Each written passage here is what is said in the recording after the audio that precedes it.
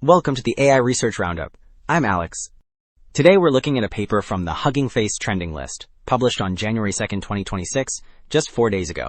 It introduces a new method for reconstructing dynamic 3D scenes that captures sharp details without losing motion smoothness, achieving a 6.9 decibel improvement over the previous state-of-the-art. The paper is titled AdaGaR, Adaptive Gabor Representation for Dynamic Scene Reconstruction. And as we'll see later, the implications for high-quality video editing are quite significant. Figure 1 illustrates the paper's core promise: higher fidelity with efficient training. On the left, visual comparisons show a car roundabout and a dancing scene. Looking at the inset patches for the shopfront text or the drum, the proposed method preserves sharp details that look blurry in baselines, like splatter of video. On the right, the scatter plot compares quality versus cost. The red dot in the top right corner confirms that AdaGaR achieves significantly higher scores than prior work while keeping training time distinctively low. Well, Figure 2 breaks down exactly how the model achieves this balance between stability and detail. The top row illustrates the Gaussian primitives, which provide the structural foundation but tend to be smooth, acting essentially as a low-pass filter. Meanwhile, the bottom row introduces the Gabor primitives, which specifically target high-frequency textures like the koala's fur. The arrows indicate how the method adaptively sums these components, allowing the reconstruction to transition from coarse geometry to fine detail without losing stability. Alright, Figure 3 lays out the complete AdaGaR pipeline.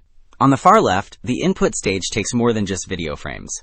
It incorporates depth maps, 2D tracking, and masks to robustly initialize the scene structure. The large central block details the optimization process, starting with the adaptive motion section at the top, which uses cubic Hermite splines to ensure object trajectories remain smooth and continuous. Below that, the adaptive Gabor representation component shows how the model blends simple Gaussian shapes with complex Gabor textures using learnable frequency weights.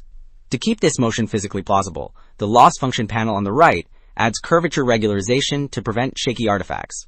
Finally, the far right column highlights the downstream applications, including frame interpolation and video editing. So with the architecture defined, Table 1 presents the quantitative payoff on the TAP-Vid-Davis benchmark. The columns track standard reconstruction metrics like PSNR for signal quality and LPIPS for perceptual similarity.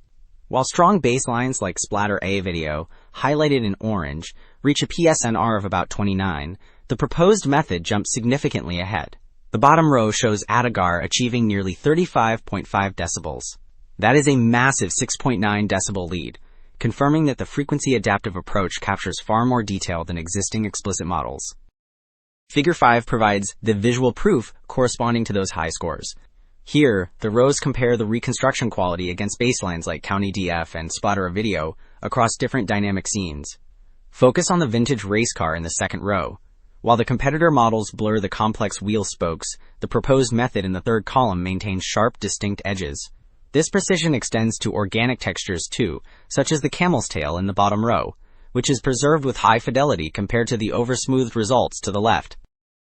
Ultimately, AdaGaR proves that we do not have to compromise between sharp textures and smooth motion in dynamic scenes.